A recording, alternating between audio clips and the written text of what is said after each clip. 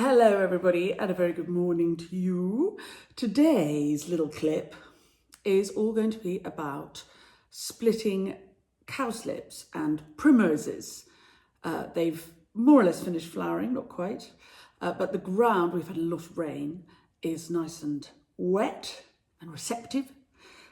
So we will be digging up a lot of cowslips. Here are my cowslips pretty much finished, and dotting them around the garden to make more cowslips. They're a brilliant early season forage for bees. They smell absolutely delicious when you cut them.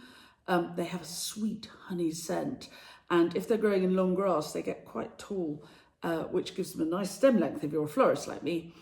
And so they're good for the environment. They're good for the cut flower grower. And cowslips I just love them. I love them. But you can do exactly the same with your primroses now they're finished. So hopefully inspire you to have a bit of a rave up in your gardens, making more free plants. What's not to like? See you later.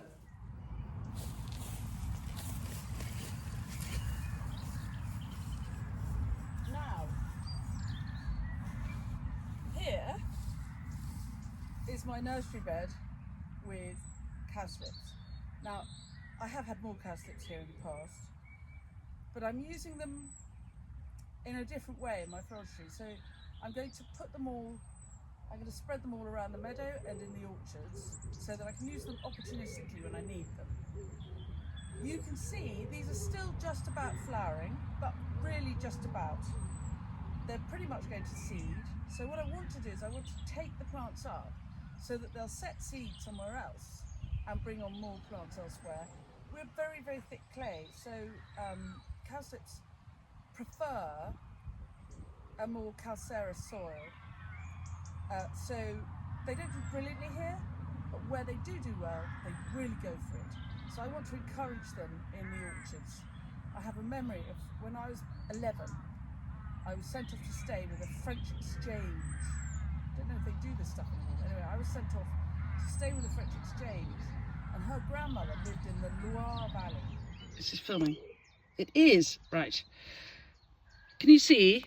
There's one plant, and there's two plants. There's more plants. So you can split your cowslips into lots and lots of little plants. I probably will just split these into 2 or 3 per block. I won't be quite so dramatic, but you can see how quite quickly you can get lots more little babies for your garden.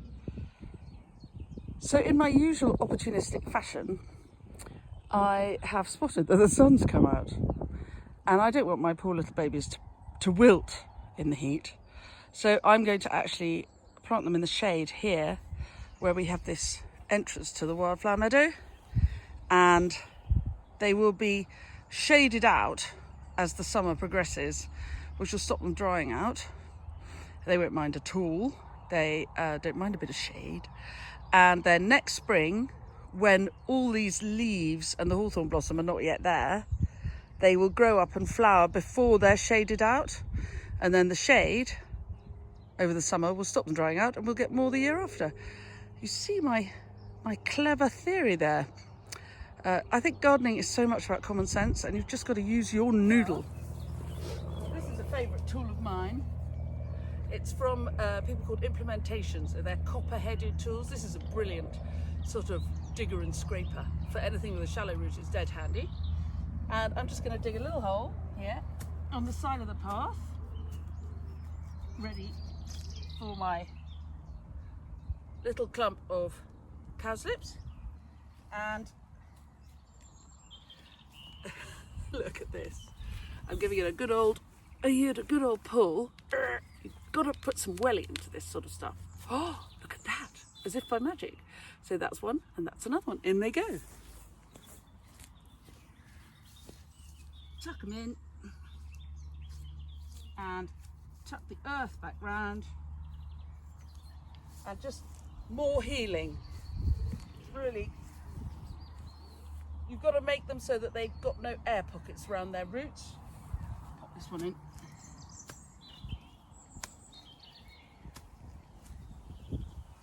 There we go.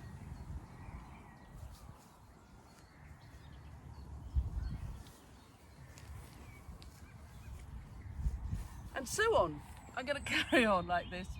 Obviously, they could do with the water in, even if it's going to bucket with rain. I know anything I plant like this, I will always water it in, just to give it its best chance. But next spring, we'll have a nice little clump of cowslips here, which is my idea of heaven.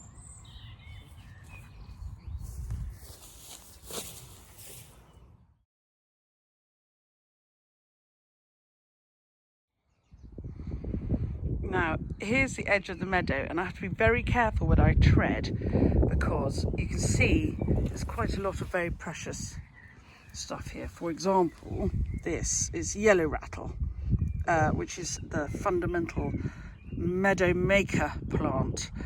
I'll talk about that in another session, but I just want to tiptoe. Ooh, look, tiptoe through without treading on anything. But look, if you have your cowslips and or primulas and you split them, these are last year's splittings, and they've just been sitting happily in the meadow fattening up, and they're about twice the size they were last year. And you can see you don't have to have an enormous amount of room to achieve this project. This is just under the hedge along here.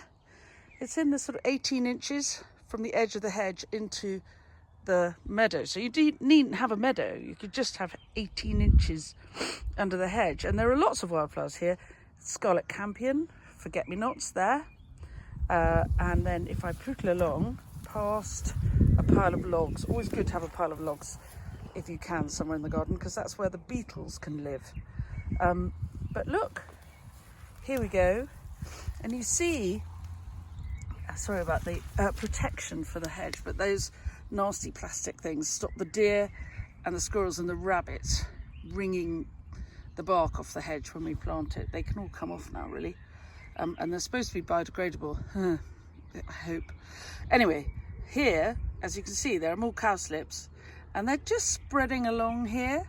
So all we're doing when we split the cowslips is encouraging them to do more. And in these little seed heads here, let's have a look. Let's go and have a look at the seed heads, because that's another way to propagate them. They're not difficult to propagate as seeds either. So I hope you've enjoyed that little clip. If you are enjoying our various gardening adventures, do subscribe to my channel, Common Farm Flowers, and perhaps hit the bell icon, and then you'll be told when we publish new clips. And I'll see you in the garden. Bye.